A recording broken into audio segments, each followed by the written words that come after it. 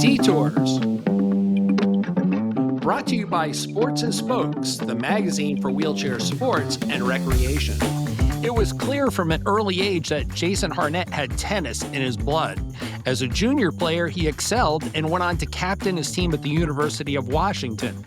Little did he know that his life would take a transition into the world of wheelchair tennis until he met some prominent players in 1996. Within 2 years, he was named high performance coach with the United States Tennis Association and now brings 30 years of experience to his role as director of wheelchair tennis. Welcome, Jason. Thank you, Bob. Thanks for having me. Hey, a lot of water under the bridge. We've seen, you and I on various different levels. We've seen the growth and the expansion and the world of tennis from many different angles. But you go way back to a period where, guys like Randy Snow and Brad Parks and David Hall. I mean, so many iconic names. Thinking back on that era, what was it that, first of all, what drew you into wanting to be involved with wheelchair tennis? Well, it's interesting, Bob. I grew up in Irvine, California, which was the home base to the U.S. Open for wheelchair tennis at the Racket Club of Irvine. And it really was in the early 80s, maybe 84. I think I was 12 years old as a member there. And the U.S. Open I think it was in its fourth year. And I remember, coming into the club one day and seeing 300 wheelchair athletes. Right. And you can imagine as a 12-year-old what that looked like. I didn't know anybody in a chair. I didn't know anybody with a disability at that point. No kids in school, no kids at church, no kids in the neighborhood. And all of a sudden, here's 300 folks in chairs playing tennis and socializing and just, having a great time. That was noticeable to me. And for the next several years as a member there, watching that event come back. And I remember specifically seeing, as the two gentlemen you mentioned, Brad Parks and Randy Snow, as younger men at that point with big, strong athletes with big beards, and I remember seeing those guys and reading about them in the local newspaper. The Orange County Register and the LA Times always talked about the U.S. Open wheelchair tennis event. And I remember seeing a picture of Randy and Brad. And so those were like memorable, burned memories as a young person. But I was reintroduced, as you said, in the mid-90s, back in the end of 95. I took a position at the Vic Braden Tennis College, the legendary Vic Braden, kind of that Bollettieri Vandermeer era with Vic. And Vic was the one who really reintroduced me to wheelchair tennis. He had a couple local athletes who would come to his tennis college in Costa de Casa, California, every week. And he just asked me, do you mind setting up the ball machine for these two local athletes? I remember Rich Yarborough and Jerry Jenks, wonderful gentlemen. And I told Vic, I said, yeah, that would be great. I said, I remember watching wheelchair tennis as a kid. And I think Vic was shocked that I knew anything about wheelchair tennis. He's like, no one knows anything about wheelchair tennis. It's a hidden gem, as he used to say. And he talked about Brad. And I said, yeah, I remember seeing them. I said, I'd love to help. And that really was where I got reintroduced to these gentlemen and began learning more about the sport through the recreational side. And then, of course, back in 98, that's when it really began. Yeah. Hey, Jason, that kind of begs to ask, as an able-bodied tennis player, where's the crossover between wheelchair tennis, and is it significant, or is it subtle? I mean, is there a lot of difference in play, or is it minor? I think, we always say tennis is the game of tennis, right? And so we, as coaches, we're problem solvers, we're teachers, we try and draw the best out of our athletes. And when you work with an athlete with a disability of any kind, there's going to be some adaptations potentially, depending upon the level of disability. And I think at the beginning, I didn't know anything about disability. I didn't know anything about athletic function or classification or the way tennis chairs needed to be set up properly for each person individually. All those things were new to me. But the one aspect that I think was congruent and common was the tennis aspect. Figuring out tactics was no different than working with any able-bodied player. And at that time, in the mid to late 90s, I was very fortunate to have an amazing mentor in Butch Young. Butch was very involved in wheelchair tennis, and he had hired me away from the Vic Braden Tennis College in the local city of Mission Viejo, which was just next door. And he asked me if I wanted to start a local wheelchair program with him. And it was Thursday night, 6:30 to 9 o'clock for the next 14 years. He and I ran that thing together. And that was really where you fall in love with this side of the sport, the wheelchair tennis side. I think that was, you started learning about, again, disabilities in the chair and the tactical differences, the two bounce rule, and how does that affect tactics, and all those things came into play. But you started to realize as a coach, all I needed to do was really listen to the athletes, learn from the athletes. We call that reciprocal mentorship. Let the athletes coach me. I wasn't arrogant coming in saying I know everything about tennis, even in wheelchair tennis. I was very open and honest and transparent, saying I don't know this side of the world of tennis, but I do know tennis, and I can show you certain things, and you can show me. And that's where I think the mutual respect between athletes and an able-bodied coach like myself began. Was it took me saying, you know what, I don't know. And that really, I think, began the open, transparent friendship with all the athletes. And they knew that my motives were pure. I was there to help and teach and learn. And I think that's what every coach should be coming into the sport is learning and not coming assuming you know. Hey, Jason, let me jump in because you're talking about the older era where you're learning, they're learning. So recalling back to those 90 era games, the between say 92 and maybe 98, the game really took a pretty quantum change. So I remember the game being a lot of baseline tennis, two bounces, baseline hit, volley, volley, volley, volley, until someone finally couldn't volley. Right. Now, with the advancement with the the new chairs, maximum camber, all the components that help them get stronger serves and move faster and learn more. They've cut the court down, and the game has become much faster. Yep.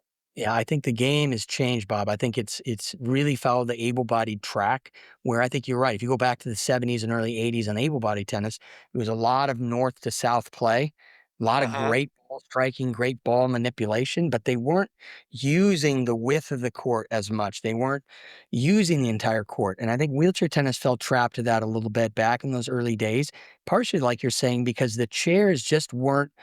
You look at a guy like Brad or Randy, big, strong athletes. I think the chairs really were inhibiting. They just could not match their athleticism. I'm sure you were an athlete and you understand chairs probably didn't fit when you were a younger athlete. Your strength, it's just like, boy, wouldn't it be nice if these chairs could do more? And then the transformation with the camber and the materials being used now with carbon fiber and titanium, the lightness and the stiffness, and the amount of wheels that are used.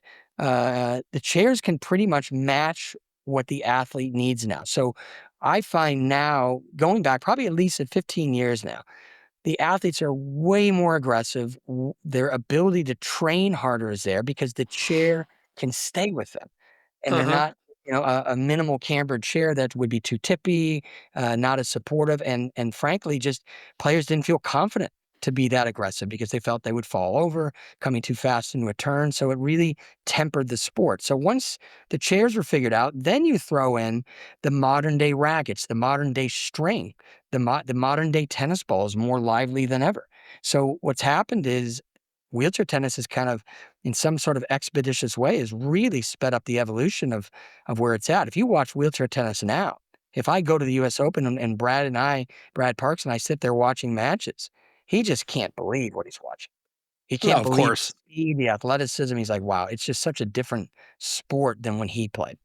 So Jason, I want it's to talk about integration of the sport within, within the able-bodied world. I mean, you guys, that being tennis, you have managed to work your way into playing in the Big Four: Wimbledon, French, Australia, and the U.S. Open. So, how, first of all, what has that done for the sport to be integrated, and how do you feel you've been received?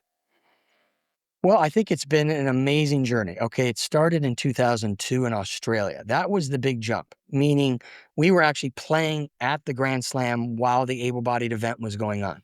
Prior to that, I think in Melbourne, the venue had been made available to our wheelchair athletes in tournament play prior to 2002, but not during the actual Grand Slam. Once that threshold was crossed in 2002, we knew it was a short time. 2005, just 3 years later, US Open and Wimbledon came in, and then 2006, French Open came in. So by 2006, wheelchair tennis was in all 4 Grand Slams, which is absolutely incredible. That Absolutely. changed, yeah, I think that changed for young players to have heroes, right? That they could see or tracking at the greatest tournaments in the world, that the able-bodied side has had forever. And so now here we come in tennis, having a shared platform like the Grand Slams with all the coverage that it gets. It was massive. No other wheelchair sports that I know of has had that level of exposure and integrative quality with the able-bodied side. And what happens on the other side of the fence, in the able-bodied world, there are resources. There is funding, there is media, there is marketing, there is sponsorship opportunities. All Uh-huh. those things exist that maybe weren't as prevalent on the adaptive side. So these crossovers are very, very important. And I know wheelchair basketball and track and para track and field have been trying to get that sort of cross and integrative quality. We are just, we're so many years ahead now. We just, the Oh, governing body, every governing body in the world, Bob, has wheelchair tennis under their governance. So it's, undoubtedly, and let me jump in real quick and talk too about when you're talking about support on the collegiate side of things. You were telling me that there's now 75K out there, $75,000 to help develop young players, which is basically creating your farm system or your new, potential next star system. And you've got universities like Alabama, Auburn, Arizona, U of I, Whitewater, so many different places that you're being able to draw from. And if I'm not mistaken, I think I read that in one of your last collegiate tournaments that there were 13 schools represented. correct. We had That see 13 see schools. that's amazing. So is this funding and this type of activity, is this how the sport will grow? I think there's no question. So, I mean, when I came in here at the end of 2016 in Orlando, Florida, where the USTA's national campus and really our community tennis and professional tennis headquarters are, we did a hard audit. We looked at all the different spaces, and college was definitely one of them. That I really haven't been a college tennis player. I understood the value of those magical 4 years of going to school and being part of a Uh-huh. team, representing the school. And, collegiate wheelchair tennis started back at the end of 99, 2000 school year. And it started with two schools, really one school, University of Arizona and Georgia State. And so now here we are with 13. I think we have now up to 15 programs. That is a game changer because kids now have a choice. Like maybe there are programs that have room out there. And the ITA, this is the coup, is the ITA, the Intercollegiate Tennis Association, which is the governing body for college tennis, which is Uh-huh. cooperative with the NC2As, as we know, has taken over governance off of our shoulders here at the USTA. I really don't think we had the business of governing collegiate wheelchair tennis temporarily. We were kind of the gatekeeper until we could hand it off to the ITA. And now that that has happened, the government's part, the rules, the regs, the bylaws, the structure of college tournaments, collegiate nationals, all Americans, players of the year, coaches of the year, team of the year, all those wonderful ITA awards are now in the wheelchair tennis world. And like you said, we saw it maybe as a lesser form of high performance, right? Maybe for us here at the USTA, we have player development, which is our real elite side of high performance. Well, talent ID is not the easiest thing in the world in adaptive sports. Finding the athletes, finding the talent. And college has become this beacon, this little carrot for these kids to track. And our junior space has really exploded because of it. Because now, again, it's not two schools that once they fill their rosters, there's no more room at the end. Now you got 13 options, whether it's Virginia Tech or UVA, Michigan, Michigan State, like you said, San Diego State, Boise State, Auburn, Alabama, all these Clemson. It's like all these great schools that have taken on tennis and they're filling their roster. So the volume of players in college tennis now is off the charts. And every year, and like you said, we have a $75,000 collegiate program grant that college programs apply for at the beginning of the year. And then we get that funding to them, and that helps them travel, that helps them pay for coaching, that helps them get to college tournaments that are now in place because of the ITA. It's a vastly different ecosystem now because of that. I believe the collegiate piece is the heart of everything we do because it leads the juniors to them, get those kids going on to higher education and being a part of something that's bigger than themselves. That's so cliche, but it's so true. They get to be a part of something. And then after that, if they aspire to play in a Grand Slam or be a part of the Uniqlo multi-million-dollar professional tour, that's waiting for them. And if not, we have an entire system of USTA grassroots tournaments across the country that they can continue to play as adults. So our ecosystem from start to finish is incredibly robust. We'd like to take a minute to thank our sponsor, Sports and Spokes Magazine. For nearly 50 years, they've produced stories on iconic athletes performing at the top of their game, given generational coverage of sports dating back to the 1970s, and they've shown the way with exciting and timeless magazine cover shots. To stay on top of all the latest news from the world of high performance adaptive sports, go to sportsandspokes.com. Sports and Spokes, the magazine for wheelchair sports and recreation. Jason, let me back up a little bit into that era we were talking about with Randy Snow, David Hall, Chantel Vanderdonk, Esther Vergeer, Rick Draney, Dave Money call, Wagner.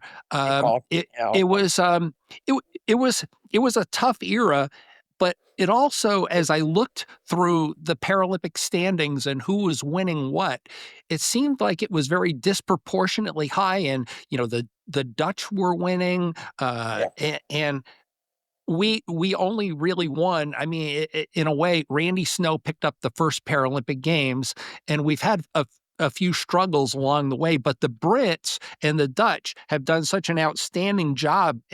So, what are the bright spots on our horizon in the U.S. that you see that will take us to the next level and get us back into prominence in the Paralympic Games? Yeah. Well, I think part of it going back, like I said, when I came in doing kind of an audit of what we've done and not done here at the USTA over so many years, it was a refresh of the junior space and trying to get new blood, young adults, almost under 16-year-olds to try and get some sort of developmental pathway going. And that included the integration of our, if you want to call us a business unit at the USTA, into player development, which is the kind of the legendary able-bodied training grounds for all the champions you're seeing today, the Coco Gauffs and the Taylor Fritzes and the Francis Tiafos, all those kids, all those players have come through player development in some capacity. They've been affected by the USTA. We had never really had that level of impact from the able-bodied side. We'd already always done it on our own with our own internal national coaching staff with no full-time coaches. We were all independent contractors. So we Right. were working as much as we could, having a full-time job like I did in Mission Viejo for so many years, trying to find a balance to where we could help grow the sport. This is where player development comes in. That integrative piece allowed us to get a little more focus, have a home here in Orlando in a training facility that's like an Olympic or Paralympic training center, and it's specific to wheelchair tennis. It has it's or just tennis, excuse me. There's no other Olympic or Paralympic sports training here, so the focus is high here. But what we needed, we are getting finally for the first time a full time high performance coach, a national coach dedicated to high performance, not shared among recreational tennis coaching education like I've been. This is going to be someone dedicated. That is a game changer as far as our focus. But to compare, like you're saying, to the Dutch and to the Brits, Tennis Australia, even Japan, and even the French, their funding system is very different than ours. There's governmental assistance across the board in all of those governing bodies. We do not do Exactly. that. Is a big deal. I know a lot of people kind of look at that and go, well, that's one component. I go, that is a major component, along with staffing. All those government bodies that I just mentioned all have a multitude of staff members either doing administrative work or encore coaching and traveling. There's more money for the players to have, to have their entry fees paid for, maybe some travel assistance. We do have a grant system. We do provide our players with funding throughout the year, coaching where we can with our independent contracted coaching staff here. I have 4 coaches that I have as independent contractors and adding 2 more. But that coupled with a full-time coach, a full-time person is going to be a game changer. Because right now I'm still on court. I'm still training our athletes here. So I'm juggling the whole sport. I just got off court now to come and talk with you guys. It's a juggle here, and having another body is a huge deal. And again, we're ready to put in for another coach because the more coverage we can get, the more regional camps we can do. Like you said, that talent ID begins, and who are going to be the next Randy Snows and Brad Parks and David Halls and Chantal Van Deerdendonks and Esther Vergeer and Monique Kalpin and Rick Draney. Those are all Hall of Famers. Like Shingo Cuneta, who are going to be the next here in the United States. And I do think, and you know this, going back to the 90s, there was a little bit of a shift of adaptive sports Hmm. becoming more available. And that took away from wheelchair tennis and basketball a little bit, where people just opted out and started doing other things. Which is great. But I think people saw the cost of travel in tennis and going, wow, you know what? I could stay home and go ride a mountain bike or go, if I live by the beach, go do some adaptive surfing or do other things, adaptive golf. There's things you can do that wasn't maybe the option back in the mid to early 90s. And tennis and Right. bat. No, Yep. I completely get it. But there's, as you well know, there's a huge difference between being a recreator, which is a fantastic thing. I mean, you want to surf, you want to ride a mountain bike, that's cool. But competition, Jason, is competition. That's the lifeblood of what it is that we like to do. That's true. Yeah. So So competition was so focusing on tournament play, making sure there's enough tournaments closer to people's homes. That's been a focus on the grassroots side, but also an increase of our professional tournaments here in the United States, coupled with the US Open in New York, our own national championship. Now we have a junior national championship. So we're trying to plant these carrots to get more kids playing. And what it's done over the last 6 years, and we have the data to show that when we calculated 6 or 7 years ago now, we had, I think, 6 juniors playing tournaments in the country. 6. And we knew that is an omen that we're in big trouble here. We have got to get a surge of juniors playing because there won't be a future adult class, right. irrespective if they become Paralympians or elite level players. And so we knew, okay, we've got to increase our programming funding. Our grassroots grants is now over 100,000 a year, coupled with our collegiate grant, like you had mentioned, that's 75,000. And we run all comers camps throughout the country, trying to get more people playing. But our junior space is now from 6 players playing tournaments to now over 70.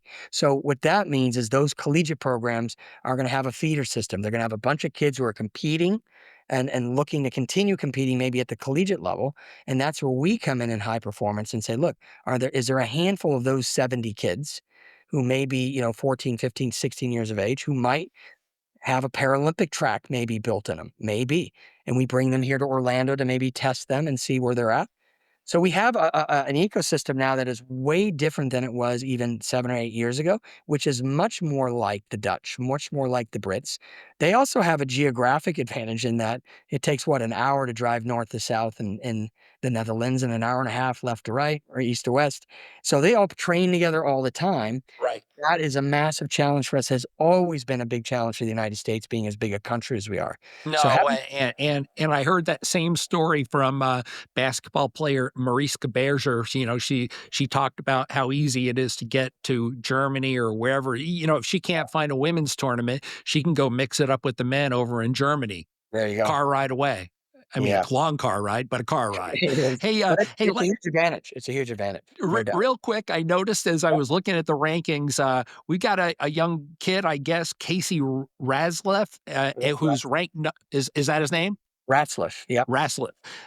Who's ranked about number 9 now. So, what would it take for Casey? Where does he have to go? Where would a player like he have to go to get to the next level to become one of the next guys? Well, Casey's doing all the right things. His coach is the head coach at Dartmouth College, and Casey has moved up to New Hampshire to spend time with Justin DeSanto, his coach, and together they've done a really, really good job of creating an environment kind of like we've done here in Orlando. Having in Orlando, again, we have strength and conditioning, mental skills, nutrition, sports medicine, everything in house. Obviously, the on court training, everything within one place. Well, a college can be that ecosystem as well. So Casey has found his way to New Hampshire to stay with his coach.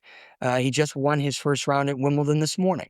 So Nice. at number 9 in the world, he's looking to maybe move up a little bit. So then you ask the question, well, how does he make the jump to the top 5?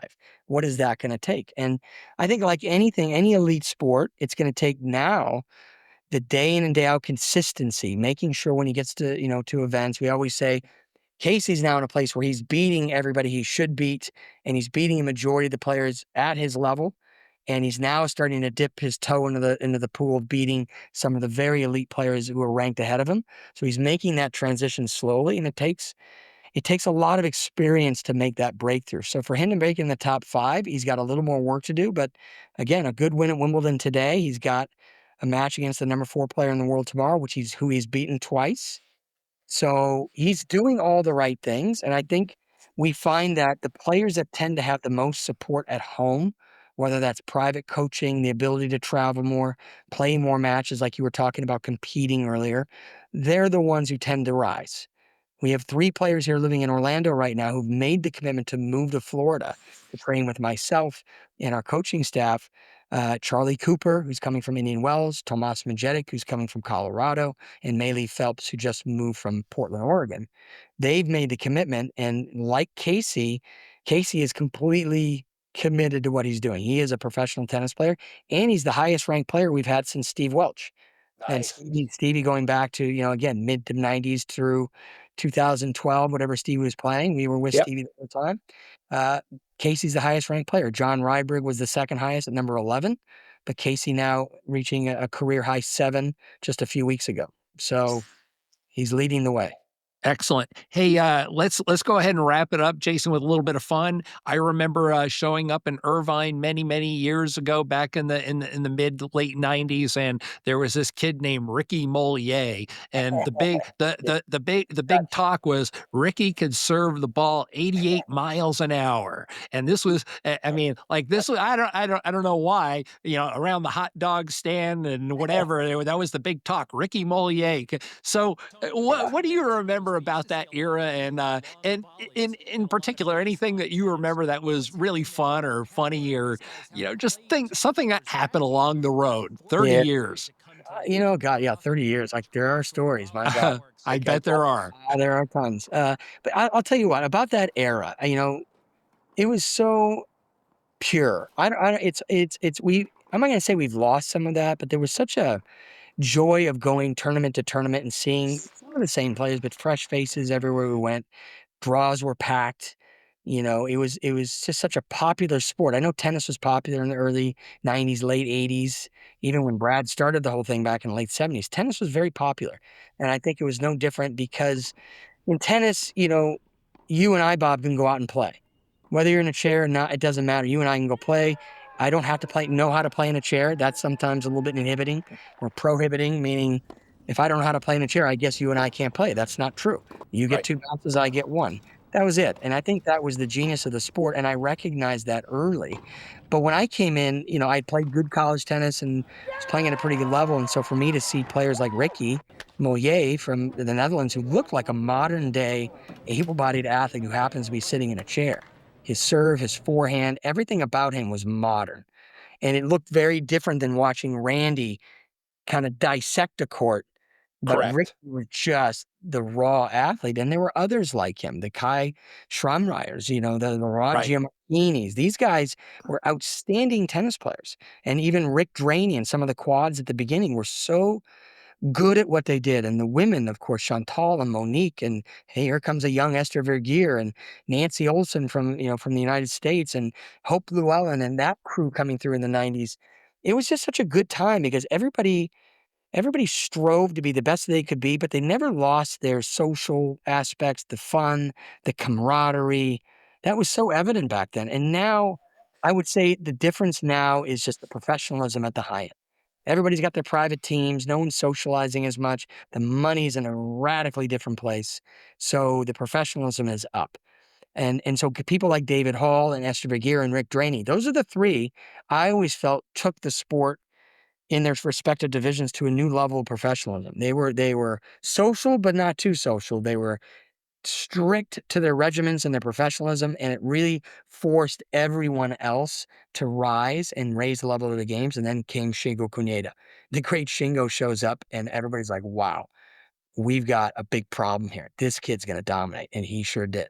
So the professionalism is what's changed. But that era, Bob, was just a gift. I think basketball probably felt the same way. Para track and field, there was a lot of crossover athletes. I know Brad was a para track and field athlete as well. And Randy, one of the great road racers ever, and basketball player and tennis player. Just great athletes. Dave Kiley, great tennis player, great basketball player.